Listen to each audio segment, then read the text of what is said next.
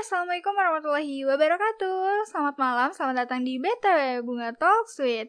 Di sini tempat untuk saling berbagi dari hati, menyatukan intuisi sampai nanti saatnya tiba di penghujung hari.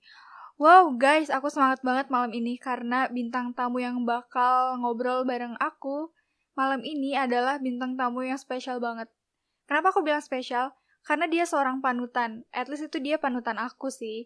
Panutan kenapa aku akhirnya excited banget, aku pengen banget ke luar negeri, kuliah di sana, dan negara yang paling aku pengen banget adalah Australia. Nah, orang ini adalah orang yang mendapatkan beasiswa ke luar negeri dan ke Australia pula. Itu spesialnya. Jadi, siapakah dia? Mari kita telepon. Pasti udah gak sabar nih kalian pengen tahu kan? Hai, ini dia. Bintang tamu aku, Mr. Rahmat. Halo, Unge, apa kabar? Baik, Mr. Rahmat apa kabar? Alhamdulillah baik. Gimana? Ini udah di Indonesia? Udah sekitar 2 bulan. Ya 2 bulan, 3 bulan ya. Agak lupa sih. Ini karena udah cukup lama. Tapi terkurung di rumah. Iya ya, datang-datang ke Indonesia keadaannya lagi kayak gini ya? Iya, sampai di Indonesia langsung kayak gini, kayak what the heck is this? Gimana ya? Dari waktu di Melbourne itu harapannya semuanya akan baik-baik saja, tapi ketika sampai di sini udah kayak gini. Jadi ya. Terus waktu pas sebelum pulang ke sini keadaan di Australia lagi kayak gimana? Di Australia waktu itu sedang ada bencana kebakaran hutan. Oh iya betul. Ya ingat kan, yang banyak koala-koala mati itu. Iya. Dan kanguru juga. Itu. Jadi waktu itu kita nggak ada sama sekali concern tentang COVID-19 dan segala macam. Mungkin karena pikirnya itu belum booming banget. Tapi bencana kebakaran itu sangat besar dan dampaknya lumayan di kota tempat saya tinggal di Melbourne. Itu asapnya sampai bikin kabut coy di kota. Serius? Iya, gitu. Terus pas kejadian kebakaran itu beberapa aktivitasnya jadi terhenti nggak? Aktivitas nggak ada sih, cuman dihimbau aja untuk pakai masker gitu. Soalnya kualitas udaranya jadi buruk banget. Itu katanya sampai lebih buruk dari India. India itu bahkan kualitasnya lebih parah. Jadi kayak kita dihimbau untuk pakai masker supaya lebih sehat aja. Gitu. Ya, yang lain kota yang lain sih ngeri sih dampaknya sampai orang kehilangan rumah dan harta benda mereka itu banyak yang terbakar. Tapi kalau di kota, aku juga ngelihat di beberapa berita tuh kayak keadaannya tuh emang benar-benar separah itu kan. Jadi ngebuat sempat kepikiran juga sama Kak Rahmat di sana kayak wah gimana nih Kak Rahmat di sana, apa baik-baik aja? Iya sih, ya mikirnya pertama kan itu kan di beritanya itu sampai luas wilayah terbakar itu sampai lebih besar daripada negara Belgia sama Singapura. Jadi itu luas banget, tapi memang geografis di Australia itu luas banget. Jadi setiap daerah itu jarak-jaraknya itu berjauhan dan dipisahkan sama daerah yang gersang banget dan tidak ada rumah. Jadi memang tidak terlalu mengancam sih, cuma ini yang terparah dalam kurun waktu 20 tahun ke misalnya ini kebakaran terparah. Oke. Tapi alhamdulillahnya sekarang udah bisa kembali ke Indonesia dengan selamat, walaupun ternyata ketika pulang keadaan Indonesia lagi kayak gini ya. Iya sih, jadinya ada ininya juga sih, ada positif dan negatifnya juga. Maksudnya saya juga beruntung ketika sampai di sini coronanya baru booming. Ya takutnya ketika lagi di sana terus tiba-tiba terjadi lockdown, jadi orang nggak bisa traveling kemana-mana. Kayak teman-teman yang ada di sana itu mereka lagi kunci, nggak bisa kemana-mana. Soalnya Australia itu menutup perbatasan mereka dari udara, laut, sampai darat itu ditutup. Jadi orang nggak bisa keluar masuk Australia dengan gampang. Apalagi mau masuk, mungkin kalau keluar masih ini sih, cuman kalau masuk itu sedikit impossible. Oh iya. Kayak gitu. Oke, ini menarik. Nah, di awal tadi aku ngasih intronya tuh, aku mau ngobrol sama seorang panutan aku yang yang ngebuat aku jadi bener-bener termotivasi pengen banget dapat beasiswa ke luar negeri dan tempatnya sama di Australia. Nah, sekarang kita bahas mulai dari hal kecilnya. Sejak kapan sih Kak Rahmat itu akhirnya memutuskan atau punya niatan untuk lanjutin kuliah ya, betul ya? Iya. Lanjutin keluar ya ke luar negeri. Sejak kapan sih? Itu sebenarnya, jadi ini cerita sebenarnya itu kayak dulu tuh nggak pernah kepikiran untuk kuliah di luar negeri sama sekali. Ya, nggak ada pikiran kayak gitu. Jadi yang pertama itu saya ke Pahit hanya untuk belajar bahasa Inggris doang bareng Mr. Bayu. Terus habis itu sampai di sana lagi belajar. Ada teman yang kenalin LPDP. Bilang cerita nih, ada beasiswa nih bagus nih, dan daerah tempat saya tinggal itu masuk daerah tertinggal dan itu diprioritaskan. Jadi kesempatan masuknya lebih besar. Dan waktu itu kayak datang juga sih, adalah coba-coba. Awalnya cuma coba-coba. Sampai ada rezeki kan, beasiswa ya udah daftar aja. Alhamdulillah ternyata lulus. Dan sejak itu baru semangat untuk nyari kampus. Dan mulai proses research kayak kampus mana yang jurusan yang bagus. Dan akhirnya berangkat. Dan itu juga gimana ya, maksudnya kuliah di luar negeri itu menjadi sesuatu yang sangat luar biasa ketika di jalan. Dulunya nggak pernah bermimpi, tiba-tiba dapat kesempatan. Jadi mau banget gitu. Orang sampai akhiran loh, anak ini bisa. Padahal dulu waktu sekolah nggak ini banget kan, pintar banget kan. Orang kan mikir selalu bahwa yang bisa keluar negeri itu harus orang pintar, orang ini. Saya bilang enggak kok, semua punya kesempatan. Yang penting kita mau berusaha aja. Kayak gitu. Jadi awalnya kayak gitu, nggak ada niat sama sekali, nggak kepikiran ke sana sama sekali. Terus akhirnya ketika memutuskan negaranya itu emang dasar dari tadi hasil research untuk nyari, atau sebenarnya dari awal tuh kalau punya kesempatan ke luar negeri, pengen banget nih ke Australia gitu? Ya, awalnya itu saya iseng-iseng mau nembak Amerika. Oh. Karena ya Amerika itu kan negara daya dengan industri teknologinya sangat besar.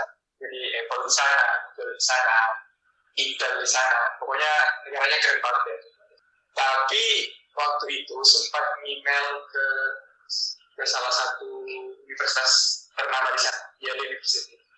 Dan ketika saya berbincang-bincang dengan profesornya, dia langsung memberikan introduction yang sangat luar biasa. Jadi dia langsung memaparkan hal-hal yang harus saya pelajari.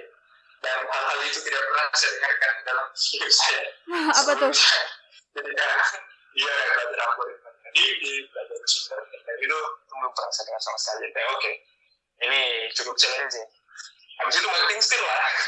Jadi cari negara yang memiliki kualitas pendidikan yang bagus, tapi nggak dalam banget di bawah Amerika.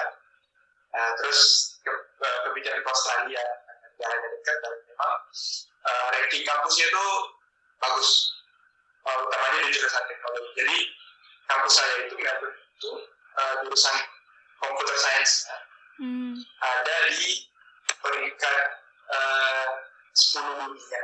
Kalau nggak salah waktu itu ya, 2015. Kita sekarang.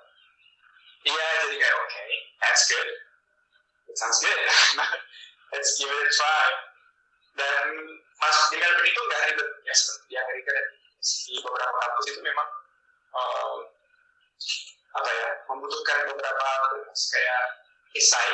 Jadi kayak di Australia, kayak di Amerika itu dia butuh esai. Jadi kayak kita harus menceritakan motivasi kita, hal yang membuat kita mau mendaftar di kampus itu. Jadi agak ribet gitu. Kalau di Australia nggak masuk, cari berkas, kalau sesuai gitu. Jadi kayak okay, jadi easy right.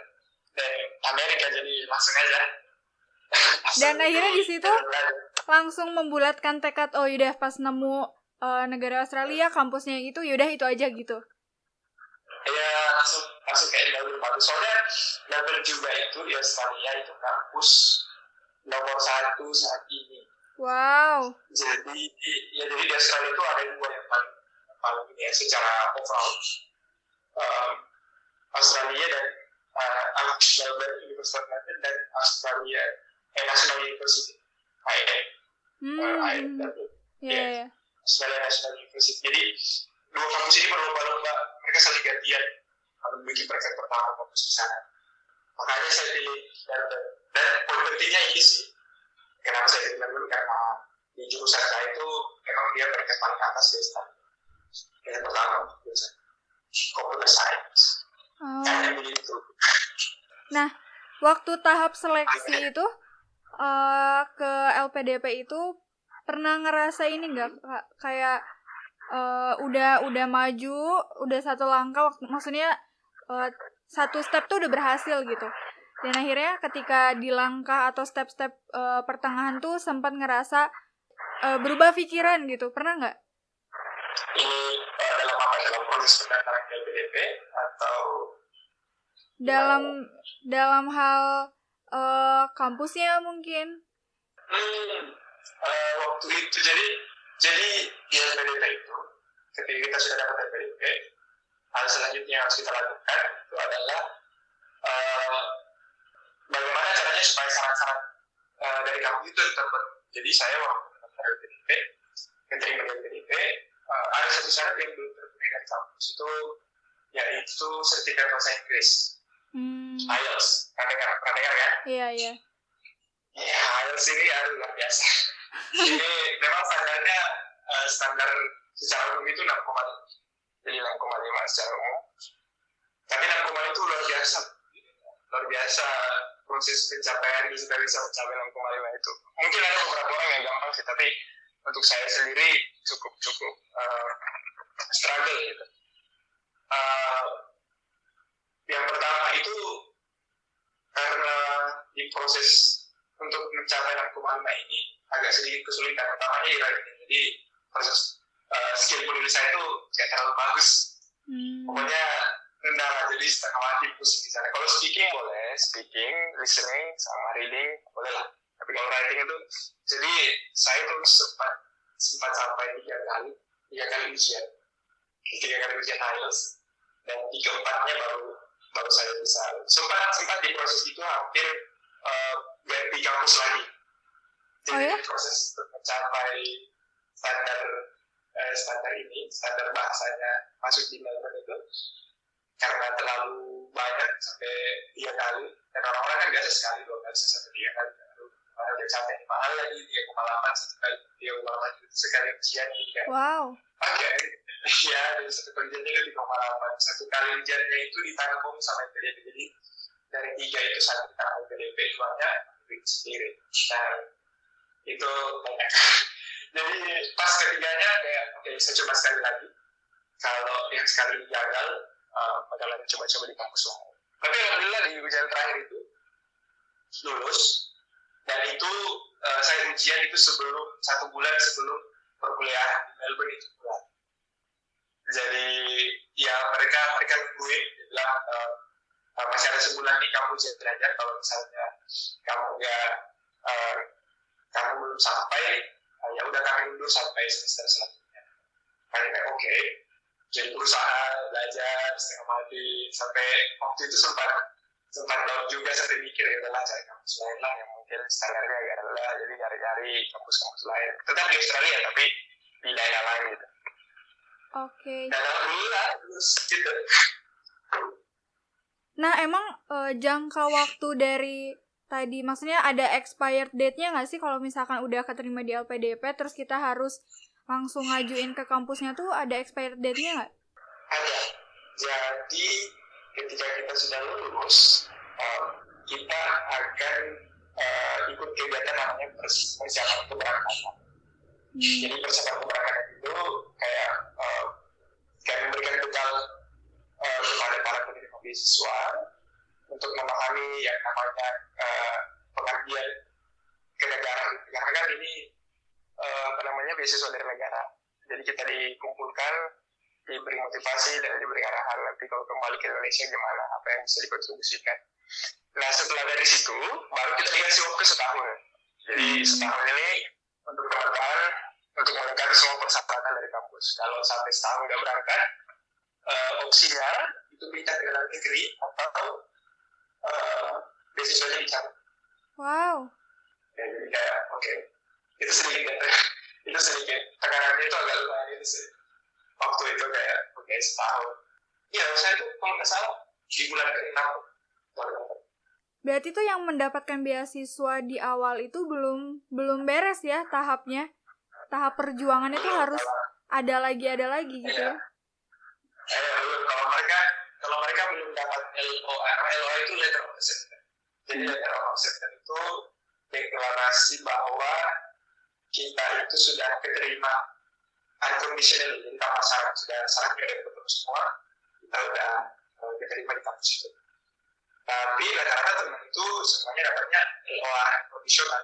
Jadi LOA conditional itu kita terima, tapi masih ada beberapa syarat yang belum terpenuhi, termasuk bahasa. Jadi itu, ya rata-rata teman itu ketika mendaftar awal mereka menggunakan LOA conditional.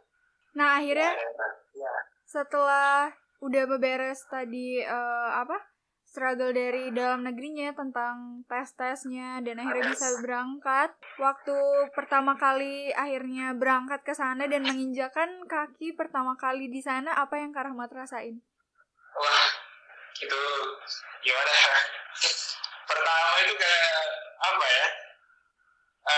Interest sih, pertama kayak amazed gitu sama situasi di sana, kondisi di sana itu fasilitasnya keren-keren.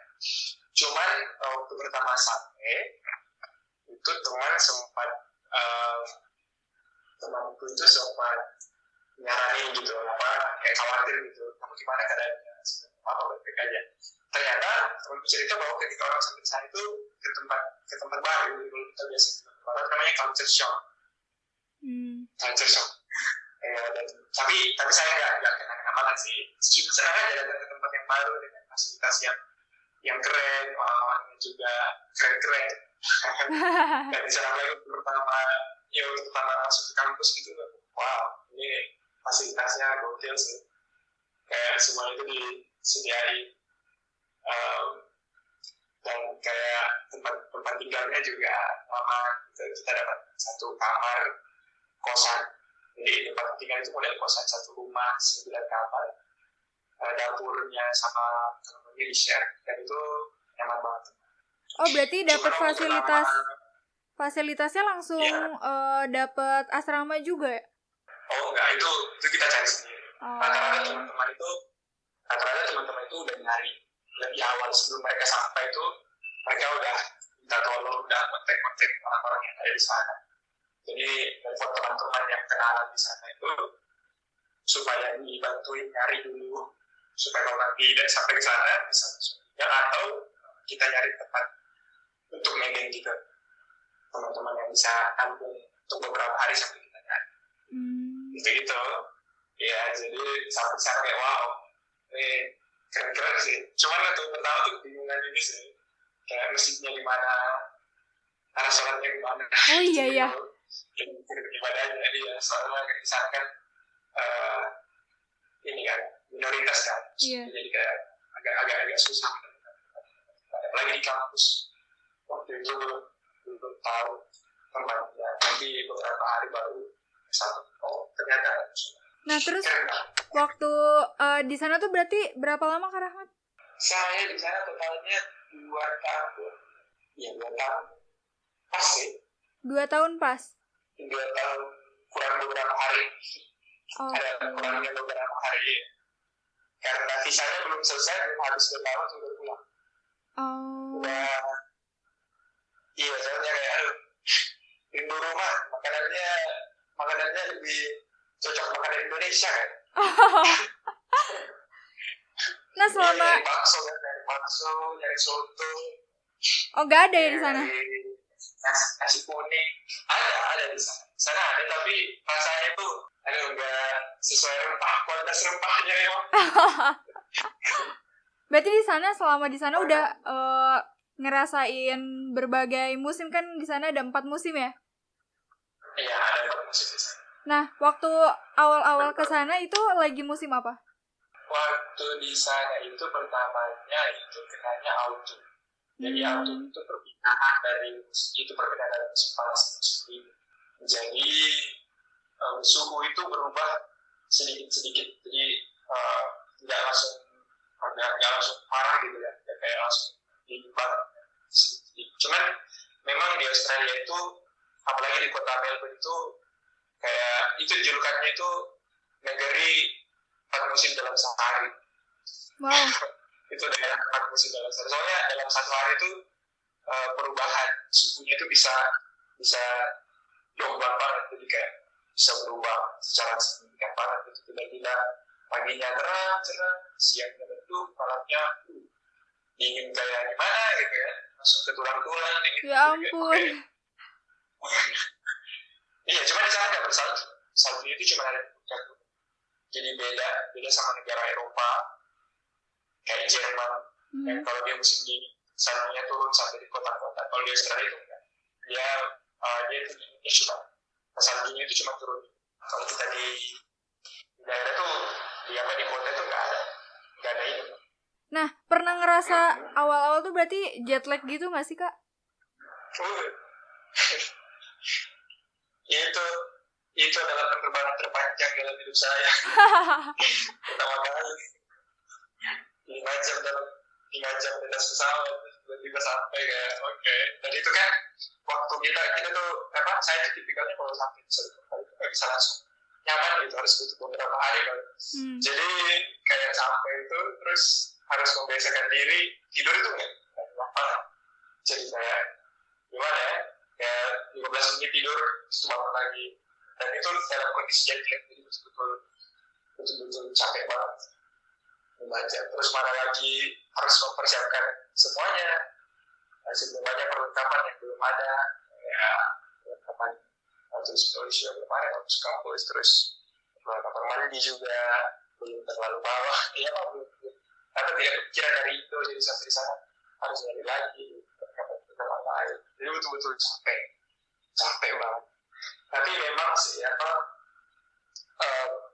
kalau kita sampai di tempat baru yang kita tahu bahwa itu unik atau berbeda dari tempat asal kita, itu dari semangat keluar jalan-jalan. Jadi kayak masa pengen tahu itu kayak wah, di pertama itu dia meskipun capek banget ya bisa tidur, pas paginya besok hari itu langsung keluar jalan. Ini mana sih pokoknya daerah mana sih saya tinggalnya, yang sampai tersesat gitu ya, gitu.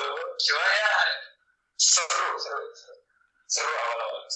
Nah, kalau misalkan soal ras orang-orangnya yang aborigin ya Australia tuh, nah kan berbeda-beda. Gimana cara Kak Rahmat akhirnya bisa membaur dengan orang-orang di sana? Nah itu ini mungkin yang banyak orang Indonesia kurang tahu ya. Jadi di sana itu yang saya ini menurut saya, ini perspektif saya.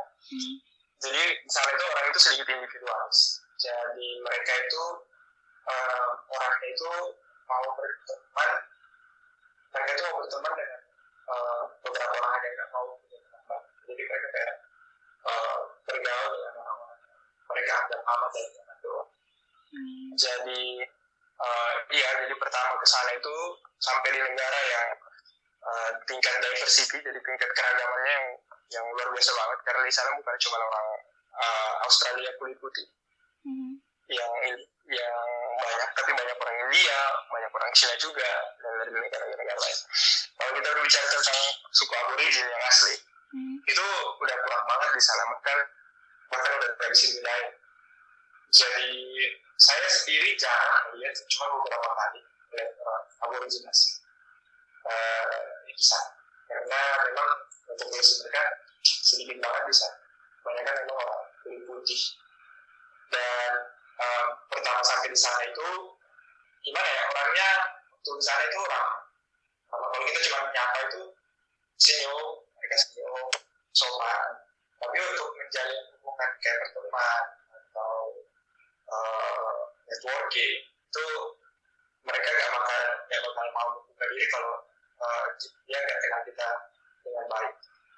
Jadi kalau nggak ada, jadi kalau kayak ke kampus gitu, terus kita mau langsung nyari teman asal-asal, jadi itu kita harus menjadi sangat friendly. Cuma yang aktif gitu, menyapa orang supaya kita dapat teman. Kalau kita diam-diam terus berharap orang mau menyapa kita, baru kita saling nyapa, itu agak susah. Bisa. Kita harus aktif kalau mau berbaur. Ya, jadi banyak teman di sana. Akhirnya teman bulenya itu kalau dihitung cuma sedikit. Bahkan ada yang nggak ada teman bulenya, bertemannya sama orang Indonesia saja. Karena memang nggak mudah gitu. Nggak mudah berteman dengan orang di sana, orang asli di sana. Itu harus butuh effort sendiri. Mungkin bisa, tapi cuma satu orang. Bisa kayak langsung. Kayak kita kan di sini enak ya, kalau mau berbaur sama teman-teman itu enak, mau kenal. Satu contoh aja deh. Kita di sini di Indonesia itu biasanya bertetangga itu kita kenal akrab banget. Kita tahu tetangga kita siapa. Iya, kita sering acara-acara gitu kan. Kalau di sana enggak, saya di sana itu enggak. Bahkan saya enggak pernah lihat tetangga saya itu yang mana gitu. Pokoknya mereka pulang kerja, masuk rumah sudah ya, terus pagi hilang pergi kerja. Kita ya, ini nggak kenal sama sekali, nggak pernah lihat, nggak pernah tahu yang mana orangnya. Padahal saya di sana 2 tahun, selama 2 tahun itu. Dan saya kira itu terjadi ke diri saya sendiri. Pas tanya teman-teman, ternyata rata-rata semuanya kayak gitu. Nah, kan orang kan biasanya kalau keluar negeri mikirnya, wah, kamu nih teman bulenya udah banyak kan. Kamu tinggal di luar negeri kamu pasti bilang enggak segampang itu. Beda. Makanya orang-orang bule itu ketika datang ke Indonesia mereka senang gitu. Karena orang-orangnya ramah. Iya, kita ramah, kita friendly, hospitality-nya bagus. Kalau di sana memang mereka tuh punya private space. Mereka mau punya waktu sendiri. Mereka nggak suka kalau terlalu banyak distraction dari luar. Makanya hidup mereka itu sangat tertata. Jadi kayak kalau kita mau ajak ketemuan ke teman, itu harus bilang beberapa hari sebelum. Nggak bisa kayak kita langsung nelfon, gue mau datang ke situ dong. Mereka tuh biasanya nggak bisa karena semuanya sudah terschedule. Jadi kalau kita mau ketemu sama teman, harus janjian dulu supaya dia bisa ngatur schedule-nya, cari waktu kosong. Kita bisa ketemu. Kalau kita ngajak gitu tiba-tiba lewat depan rumahnya, gue singgah dong, kemana gue gitu. Kalau mereka lagi ini, iya mereka nggak gampang terima orang kayak gitu, karena biasanya mereka udah atur kan. Kayak mereka punya waktu luang, mereka pengen istirahat, pengen jalan. Jadi hidup mereka itu sudah aman, teratur dan enak lah ceritanya. Berarti orang-orang di sana itu termasuk dengan orang-orang yang disiplin juga ya? Iya, mereka lumayan sih. Disiplinnya tuh hidup mereka tuh rata-rata strict. Cuman itu ada dampaknya juga. Jadi saya juga pernah cerita dengan salah satu teman. Saya punya teman, itu pun kenalannya terakhir nih. Namanya Ana. Ana ini dia orang Australia yang sudah belajar bahasa Indonesia. Jadi dia pernah bertukar belajar di Indonesia. Jadi bahasa Indonesia lumayan lancar. Jadi sebenarnya ini Ana, gimana teman-teman kamu banyak kan? Dia bilang, ya saya nggak punya teman akrab. Maksudnya teman akrab itu teman yang dekat banget itu nggak terlalu banyak. Tapi cuma satu. Dia bilang dari waktu saya kuliah itu teman akrab saya cuma 2 kalau nggak salah. Itu pun teman dari SMP katanya. Itu dia kenal dari SMP. Jadi dia juga merasa bahwa sedikit kesepian di sana.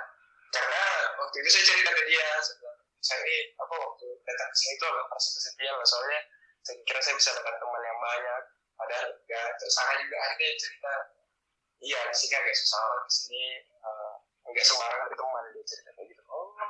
Ini sumbernya langsung dari mulai aja. kesedihan.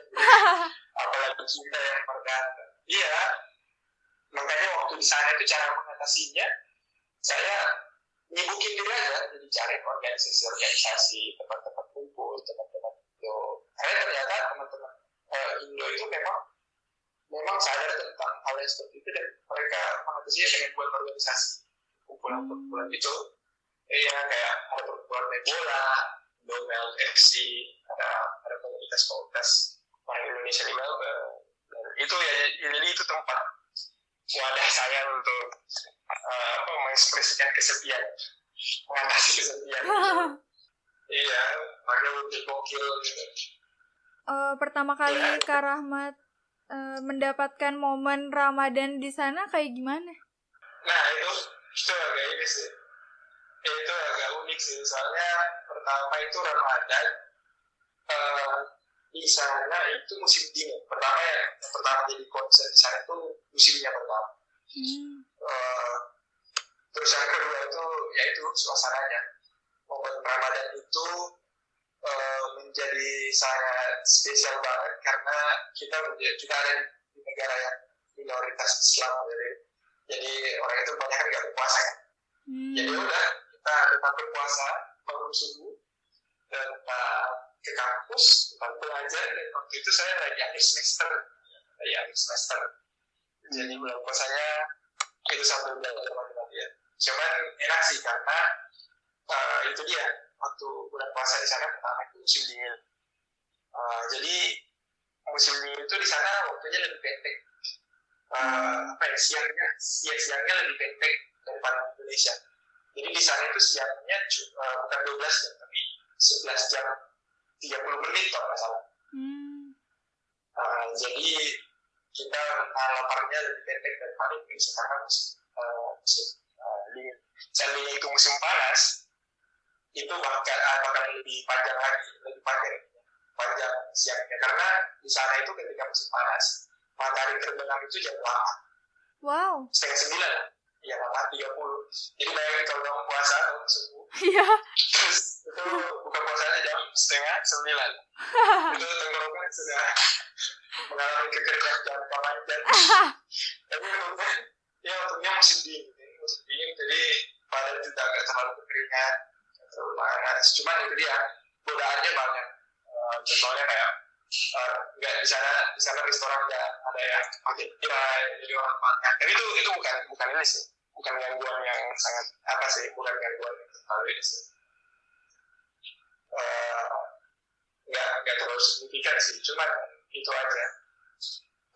Mungkin lebih ke atur waktunya, karena ketika bulan puasa terus sibuk banget itu jadi kayak ini sih agak kadang takutnya kelewatan sholatnya gitu. Karena lagi sibuk-sibuknya, terus lagi puasa kan biasanya kalau makan kan fokus. Ini kalau nggak makan kan jangan belajar ini kerja nggak masuk. Tapi enggak sih, alhamdulillah. Cuman yang paling terasa itu sebenarnya lebaran ya. Kalau berpuasanya hampir sama seperti yang kita juga ajar kan, jadi nggak terlalu. Cuman lebaran sih, karena lebaran itu pertama nggak libur. Jadi waktu itu saya lebaran pas hari ujian, jadi pas ada ujian. Pagi-pagi kita sholat id di fasilitas olahraga di sebuah sekolah gitu, indoor. Jadi kita sholat di situ, habis itu bubar, pulang ke rumah, mandi, langsung ke kampus ujian. Jadi kayak lebaran itu kayak aneh banget kan. Biasanya lebaran kita nih habis sholat id kita coba-coba tangan kan, saling maafkan, makan atau minum gitu. Kayak mikirnya jadi kayak gak lebaran gitu. Lebaran tau. Kayak hambar banget. Mana lagi buka sosial media, Instagram, orang pada makan ketupat, di sana gak ada. Kayak gak ada undangan sama sekali. Terus akhirnya ketika belajar di sana tuh habit orang-orangnya kayak gimana Kak? Jadi apakah mereka juga individual dalam kelas? Nah itu hal yang unik. Soalnya gini, kalau masalah belajar itu uh, mereka sebenarnya baik. Mereka sebenarnya itu orang di sana itu uh, apa ya namanya? Ramah sih. Karena ketika belajar memang metode belajar yang bagus itu belajar banget kalau di sana. Jadi saling sharing gitu. Cuma di sana itu kita jadi berkelompok gitu. Karena di kampus saya itu ada beragam negara misalnya. Ada dari Indonesia, dari Cina, dari Jepang, pokoknya banyak. Nah orang biasanya di sana itu kita merasa lebih nyaman kalau kita bisa diskusi dengan bahasa kita gitu. Iya, jadi ketika kita diskusi itu kalau kayak saya itu memang lebih nyaman dengan diskusi dengan orang-orang Indonesia. Jadi pernah sekali ada teman dari Cina kita mau gabung, kita diskusi itu setengah mati karena orang-orang yang ada di sana itu student di sana juga itu kadang ada yang memiliki skill bahasa Inggris yang saya bilang masih kesulitan. Tapi skill jurusan mereka itu bagus. Jadi kayak ada teman dari Cina bahasa Inggris itu jelek tapi skill komputernya itu bagus banget. Jadi kamu terima. Oh iya. Jadi kita ketika sharing belajar bareng itu agak kesulitan gitu. Nah makanya di sana ada namanya fenomena kelompok-kelompok. Jadi kita berkelompok itu berkelompok secara secara negara asal gitu. Kecuali itu tugas dari kelas. Jadi kadang ada tugas kelas yang kita memang harus mixing dengan teman-teman yang lain. Ketika mixing itu ketika kita mixing itu kadang kesulitannya di situ komunikasi. Jadi kadang kalau menjelaskan ke mereka itu harus berkali-kali dan mereka juga ketika menjelaskan ke saya itu harus berkali-kali supaya saya ngerti maksudnya itu supaya nggak salah paham. Iya, kalau secara edit sih mereka kalau lebih edit sih mereka bagus. Jadi semangat belajarnya itu betul-betul 45 gitu kan. Semangat banget dari sampai saya di sana baru rasain yang namanya belajar di kampus dari pagi sampai malam. Bahkan pernah sekali itu bermalam di kampus karena perpustakaannya bukan 24 jam. Jadi betul-betul bermalam di sana sampai pagi baru pulang. Dan itu ternyata tidak efektif. Karena ternyata kita itu ada tubuh kita itu dari otak kita itu ada kemampuan menerima pelajaran. Jadi ketika sudah sampai di titik terendah itu mau maksain bagaimanapun itu pelajaran nggak bakal masuk. Jadi kayak lihat tulisan itu ya Yaris itu kerasa sudah pernah gara-gara terlalu maksa. Kayak gitu sih bisa. Nah akhirnya setelah di akhir masa periode kuliahnya atau udah mau menuju tesis, itu apa yang Kak Rahmat rasain ketika mungkin cari jurnalnya atau cari tesis itu ada kayak apa penelitiannya gitu? Oh iya, waktu masuk di akhir-akhir kita masuk di penyusunan tesis gitu. Yang sebenarnya di sana itu ada 2 jurusan. Ketika kita masuk ke satu jurusan itu ada 2 pilihan. Ada namanya coursework dengan research. Jadi ketika kita ambil coursework biasanya itu kita bisa lulus tanpa ada tesis. Tapi kalau kita ambil research, kita biasanya kuliah itu biasanya full research atau kita kuliah sambil ada tesisnya di belakang research lah. Kemudian, iya. Jadi waktu itu saya ambilnya yang kuliah setengah research setengah. Jadi waktu pertama itu udah gambar kan.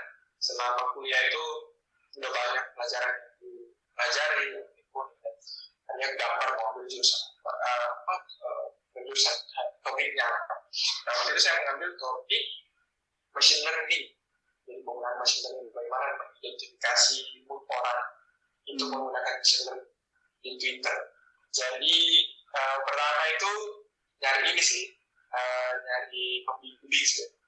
Jadi nyari profesor gitu kan. Itu agak tricky juga. Itu agak tricky soalnya di sana profesor itu atau pembimbingnya itu mereka rata-rata punya standar. Jadi pertama kita harus mempunyai interest yang sama. Jadi kayak kita lihat ini si profesornya dia arahnya di mana, kita lihat fokusnya mereka di mana. Kayak contoh apa mereka fokus di security, sistem security, atau di machine learning, atau di information system, gitu. Nah saya waktu itu kan ada machine learning, terus nyari. Pertama ditolak-tolak karena mereka nggak cuma lihat topik apa yang kita mau ambil, tapi mereka juga lihat skill kita gitu. Jadi ada memang profesor yang ketika kita bekerja dengan dia, mereka itu passionnya cepat. Mereka mau prosesnya cepat, gak terhambat, gak terhalang-halang, gak lalot gitu. Jadi mereka lihat nilai kita. Ketika kita ambil misalnya machine learning, dia minta nilai kita, dia lihat di mata kuliah yang berhubungan dengan machine learning, nilai kita berapa, bagus tidak? Kalau misalnya bagus, kita ada pengalaman, mereka terima. Kalau enggak, mereka bilang, maaf, saya belum bisa, dan kamu kayaknya bisanya sama dosen lain. Nah waktu itu saya nyari tahu kesana kemari, ada mungkin sebulan kayaknya nggak nemu. Waduh. Udah hampir ini kan, iya udah hampir mulai semester baru kan, jadi agak mana udah dapat. Sampai akhirnya saya konsultasi ke ini ke course koordinator. Di course itu kayak apa ya, prodinya gitu, para prodinya gitu. Kita curhat ke dia, dan mereka itu care banget sih. Kalau masalah pelayanan di sana itu servisnya hebat. Jadi mereka langsung nyari dia. Sampai akhirnya yang kasih saya saran untuk profesor itu si course koordinator ini, si para prodi. Yang kirim saya kontaknya, silakan di email. Dan akhirnya saya ketemulah dengan si Pak Stephen Winter ini. Stephen Winter ini profesor andalan. Akhirnya email-emailan sama dia ketemu dulu, kita berbicara, kita diskusi tentang dulu, baru deal itu. Nah di sana itu situlah mulai menderita keringat dan perjuangan tesis gitu. Jadi betul-betul di sana itu pembimbingnya itu total. Jadi mereka mengatur jadwalnya dengan baik. Jadi kita nggak ada istilah kayak Indonesia gelabakan cari pembimbing, kita kita harus telepon pembimbing, gimana Bu, bisa ketemu saya ini, kalau di sana udah teratur. Jadi jadwal kita. Iya, saya masih ingat itu jadwal saya. Itu hari Selasa jam 11. Itu pokoknya setiap hari itu harus setorannya harus ada. Mereka mau lihat kita larinya kemana, kesulitannya di mana, apa yang kita butuhkan. Dia sampai kasih kita paper, kalau kita misalnya start di satu sesi, kayak saya mau olah data, terus saya sulit mengumpulkan data, mereka bakal membantu cariin, sampai mereka bela-belain hubungin hubungin teman-teman mereka yang di luar kampus punya sumber data sampai supaya saya bisa pakai. Makanya keren banget, interest wah gila. Saya bandingin sama S1, aduh mungkin lah. Beda banget ya. Kayak, iya kita kayak berburu gitu, aduh kejar-kejar dosen, malah kalau dosennya lagi ngambek, karena kan biasanya itu dosen-dosen ngambek biasanya ngambek karena tidak sesuai dengan inginnya. Di sana ternyata mereka kalau ada masalah dengan kita, kalau misalnya kita nggak ngerjain atau misalnya kita selama itu rasional semua masuk akal ada alasan mereka bakal terima. Jadi di sana itu implementasi itu bukan salah dengan benar, tapi meskipun kalian salah tapi alasannya ada, itu nggak apa-apa, keren banget. Ya udahlah di situ membaca paper itu sudah berbanding-bandingkan paper, sudah nyari paper, baca lagi, itu langsung saja cinta dengan membaca. Padahal orang yang suka membaca. Terus kalau beasiswa Kak Rahmat ini dapat kompensasi biaya dari LPDP-nya itu dalam bentuk apa aja? Itu full. Oh ya? Full sih. Iya, jadi semua mulai dari biaya kampus, biaya kuliah, tuition tuition-nya dibayarin, terus dapat uang bulanan, uang hidup bulanan, terus habis itu dapat uang buku. Uang buku itu sekali nerima per tahun, 1 kali 1 tahun. Terus kita dapat uang tiket pulang pergi, sekali berangkat sekali pulang. Habis itu ada namanya uang penelitian. Dulu juga ada namanya uang wisuda, tapi sekarang jauh ada lagi uang wisuda. Cuma itu untuk S2. Kalau S3 itu mereka plus dapat uang tambahan untuk keluarga mereka. Jadi kalau istrinya ikut, itu dibiayain lagi sama negara. Wih, enak ya. Keren banget. Itu kayak, oke. Gokil. Terus sempat ada kepikiran untuk lanjutin lagi S3 nggak nih? Itu masih mikir-mikir sih. Soalnya S2 ini aja kayak, masih sekarang harus belajar. Maksudnya saya tuh belajar satu hal yang sangat sosial dari set perbandingan. Saya agak bandingin gitu. S1 itu belajarnya kayak malas-malas, ada nyontek-nyonteknya, itu jadi satu malas-malas masuk cuma main ke kampus, belajarnya juga yang tersimpan di kepala sedikit, tapi ketika sampai di sana itu betul-betul hasil keringat sendiri. Maksudnya kalau di itu waktu saya S1 masih main-main gitu lah belajar, kayak mengharapkan teman, masih sering nyontek, kadang kopi pasta punya teman, itu waktu S1 kayak gitu. Tapi sampai di sana itu betul-betul harus murni hasil dari kerja keras kita. Mereka di sana tuh mereka tidak mentoleransi yang namanya plagiarism, jadi meniru kerjaan orang lain itu sama sekali. Pokoknya kalau ketahuan blacklist, tidak ada ampun. Pokoknya langsung dikeluarkan. Ya, soalnya mereka menjaga dengan baik namanya originality dari sebuah karya hasil belajar orang. Kayak keren sih, itu sih yang saya akhirnya ini aku pertanyaannya lebih ke personality-nya Kak Rahmat sendiri sih. Menurut Kak Rahmat, apa yang akhirnya setelah perjalanan sejauh ini mengenai beasiswa Kak Rahmat bisa berangkat ke sana yang sebelumnya belum pernah kepikiran atau belum ada rencana di awal kalau mau ngambil beasiswa keluar. Nah, apa hal yang membuat Kak Rahmat akhirnya mensyukuri tentang kehidupan ini? Saya belajar banyak banget sih dari pengalaman saya yang tidak pernah berpikir untuk pergi bisa luar negeri, bahwa yang di atas itu benar ada gitu. Betul-betul tidak pernah tidur gitu.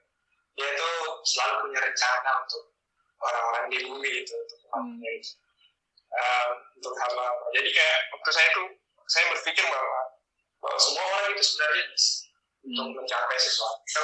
Kita semua bisa mencapai gitu. Yang penting konsisten dan tetap berusaha. Selalu ada jalan untuk itu semua.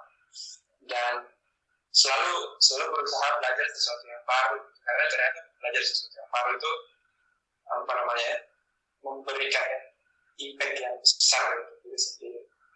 Bisa bersikap kita ketika kita memiliki banyak kemampuan, kita juga bakalan lebih gampang untuk berteman dengan orang lain dan masuk di sebuah kondisi itu aja. Dan banyak sih hal yang saya pelajari dari kondisi saya yang sebelumnya hidup di Indo, terus tiba-tiba ada kesempatan ke Australia. Jadi banyak hal yang saya pelajari, kayak contohnya tata tertib itu gimana ketika kita hidup di sebuah kondisi yang semuanya teratur, tertib, disiplin, itu lebih enak gitu rasanya. Kayak rasa kekhawatiran itu lebih sedikit gitu. Kita tuh was-wasnya itu lebih sedikit, jadi kayak semuanya teratur. Dan saya berpikir kayak dulu itu waktu sebelum dapat beasiswa ini, saya bahkan jangankan keluar negeri, kayak kuliah di ITB itu di Bandung, tapi itu kayak mimpi banget, kayak mustahil banget. Mustahil nggak mungkin kayak. Terus tiba-tiba dikasih kesempatan dan bisa keluar itu kayak oke, ternyata semuanya itu bisa gitu, ada jalannya. Cuman kita terlalu takut untuk mencoba. Kita terlalu dikekang dengan pikiran, nggak bisa ya. Kita belum melangkah ke step itu, tapi rasa takutnya itu lebih besar daripada semangatnya untuk mencoba itu. Sampai saya ingat sekali pesan teman saya itu katanya never try never know. Ada teman yang selalu menyebut kata-kata itu never try never know. Dan itu betul sih. Saya ketika kita mau mencapai sesuatu, coba aja dulu, ntar tahu kok hasilnya gimana. Kayak gini, coba aja dulu, tiba-tiba terus ternyata oke. Tiba-tiba beruntung aja ya. Iya, beruntung aja sama teman-teman itu. Wah, ini beneran anak ini keluar negeri. Dan kayaknya ini aneh gitu. Yang nggak ada, dapat itu deh. Terus goals dari Kak Rahmat sendiri sebenarnya apa sih setelah sekarang udah kembali ke Indonesia? Kalau goals besarnya itu membuat pengen banget melihat Indonesia itu lebih baik. Pengen banget. Iya, jadi hal yang kita lakukan LPD itu sebelum saya terangkan bahwa kita harus mengerti itu betul-betul terbuka ketika ada di tempat yang betul-betul lebih baik dari tempat kita. Jadi kayak banyak hal yang pengen banget bisa diubah ternyata di Indonesia ini. Ketika kita semua mau dan berkomitmen untuk melakukan itu. Saya sampai impresi itu terkesan dengan hal kecil yang ada di Australia. Hal yang satu contohnya itu kayak membuang sampah gitu. Ternyata ketika kita membuang sampah dengan cara yang benar, jadi sampahnya dipisah itu bisa menghasilkan sesuatu yang besar. Jadi mereka di Australia itu udah betul-betul dari kecil dalam keluarga itu mereka belajar memilah sampah. Jadi sampah itu dipisah, sampah basah dan sampah organik dan sampah waste yang dibuang organik, dan ada yang sampah yang bisa di-recycle, mereka bisa itu, dan mereka proses pada akhirnya itu semua didaur ulang, semuanya didaur, terus kayak membiasakan mengatakan thank you dan sorry. Jadi di sana tuh orang-orang betul-betul sorry dan thank you, maaf dan terima kasih tuh hal yang sangat sering keluar terjadi. Dan hal sekecil itu ketika kita dengar dari orang itu nggak tahu kenapa, tapi di dalam hati itu jadi tenang gitu. Kita kayak nyenggol orang, kita nyenggol orang tiba-tiba sorry. Jadi kita yang mau marah, tapi karena melihat orang dari ekspresinya bilang sorry, jadi kita kayak hal kecil-kecil itu kayak bagaimana kita tidak Indonesia di Indonesia, kenapa kita tidak bisa seperti itu, padahal orang-orang di sana bisa. Gitu aja sih. Oke. Ini sebenarnya ceritanya bakal menarik banget gitu. Cuman aku lebih pengennya kalau misalkan someday kita bisa ketemu lagi, kita saling sharing ya Kak. Bisa. Saya sebenarnya banyak banget sih yang bisa di-sharing lagi kalau mau bahas. Masih panjang banget tentang hal-hal apa ya yang di sana itu. Soalnya di sana ada titik peak dan ada titik down. Jadi betul-betul ada momen di mana saya betul-betul depresi karena situasi di sana. Dan ada yang senang banget, jadi kayak gembira banget tuh tinggal lebih lama di sini. Tapi karena tiba-tiba turun lagi, down lagi, pengen pulang karena banyak hal itu keren sih kalau di-sharing gitu. Cuma waktunya berapa aja? Iya betul. Nah ini untuk teman-teman yang ngedengar podcast, kalau misalkan mau sharing-sharing soal LPDP atau beasiswa atau kuliah di Australia, boleh kan lewat Kak Rahmat? Boleh kita sharing-sharing. Saya sekarang lagi ikut kegiatannya Mata Garuda di kampus saya, di kabupaten saya itu namanya Mata Garuda jadi motor.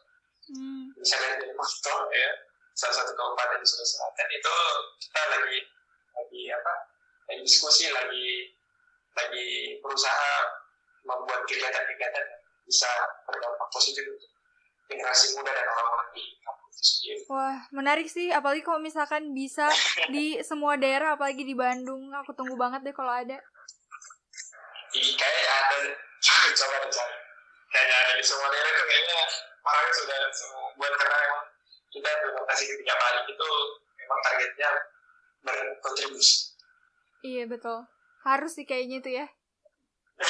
Iya, harus kayak gitu, harus bisa berusaha membuat sesuatu meskipun kecil tapi berdampak besar, itu banyak. Nah, ini jadi segmen terakhir dari podcast kita. Karena mungkin nanti orang-orang yang lebih kepo sama pengalaman Kak Rahmat bisa langsung DM ya ke Instagramnya Kak Rahmat. Nanti aku taruh juga Instagramnya. Nah, pesan terakhir nih untuk orang-orang di sana yang lagi mungkin proses dalam mengejar beasiswa LPDP dan pengen banget ke Australia, apa yang mau Kak Rahmat sampaikan? Pesannya pertama, ketika sudah bertekad untuk kuliah di luar, kejar beasiswa itu optimis saja. Tantangan selalu ada, kesulitan selalu ada, tapi selalu ada jalan keluar. Gitu. Jadi pasti bisa, berusaha aja, berdoa, itu pasti bakalan sampai kok di titik goal di mana kita bisa keluar. Dan saya cuma mau bilang kepada teman-teman pendengar podcast bahwa ketika kita masih bisa berusaha gitu, masih bisa berjuang untuk bisa ke tempat lain, itu berusaha. Karena satu hal yang saya pelajari bahwa kita bisa ada kesempatan dan bisa melihat dunia lain, jadi sebetulnya dunia lain. Dunia lain itu maksudnya keadaan di mana itu hal yang berbeda dari tempat kita selama ini. Jadi kayak di Indonesia yang situasinya seperti ini, tiba-tiba kita ada kesempatan ke tempat lain yang lebih keren, dan hal-hal unik yang kita pelajari itu menjadi pembantu. Jadi kita bisa tahu bahwa sebenarnya yang kita anggap selama ini benar itu ternyata ada yang lebih benar lagi. Atau kadang hal yang kita pikir ini sudah baik, ternyata ini salah gitu. Ada yang seperti ini, dan itu yang saya pelajari banget. Ternyata kita bisa sebenarnya lebih maju. Kita betul-betul yang dulunya melihat bahwa yang kayak gini sudah nyaman, tapi ternyata ketika melihat dunia lain itu sendiri, ternyata bisa kok seperti ini, kita bisa lebih baik kok. Dan itu yang memacu sebenarnya kita untuk berubah, itu yang memacu kita untuk selalu berkembang, mencoba sesuatu baru yang seperti itu. Kayaknya semua pasti bisa. Ini menarik banget. Bisa Australia. Amin. Aduh, pengen banget ke sana. Kayak bener-bener Australia, terus kuliah di sana, terus bawa pulang pengalaman banyak ke Indonesia, kayaknya menjadi hal yang unforgettable moment dalam hidup kayaknya ya. Iya, betul. Itu top banget sih. Menarik sih. Ya nanti kalau misalkan kita ada waktu lagi, siapa tahu kita ketemu lagi di Pare gitu kan, tempat tengah-tengah untuk semua orang bertemu. Mungkin kita ketemu lagi di sana dan bisa sharing-sharing lagi gitu, Kak. Iya, saya lagi ke Bandung ya. Oh iya, boleh. Itu lebih baik. Iya, saya lagi ke Bandung. Banyak teman-teman dari sana. Rindu-rindu lah sama si Adil dan lain-lain. Iya, bener ya. Ya pokoknya nanti kalau emang ada waktunya, ada rezeki dan kesempatannya, langsung kabar-kabarin lah. Siap. Oke deh, makasih Kak Rahmat udah nyempetin waktu di sana. Kayak udah jam 5 ya. Iya, sini udah jam 5 tepat. Jadi saya baru sadar ternyata perbedaan jam itu kirain sama. Iya, aku juga baru. Oh iya ya, kan beda jamnya. Iya, beda.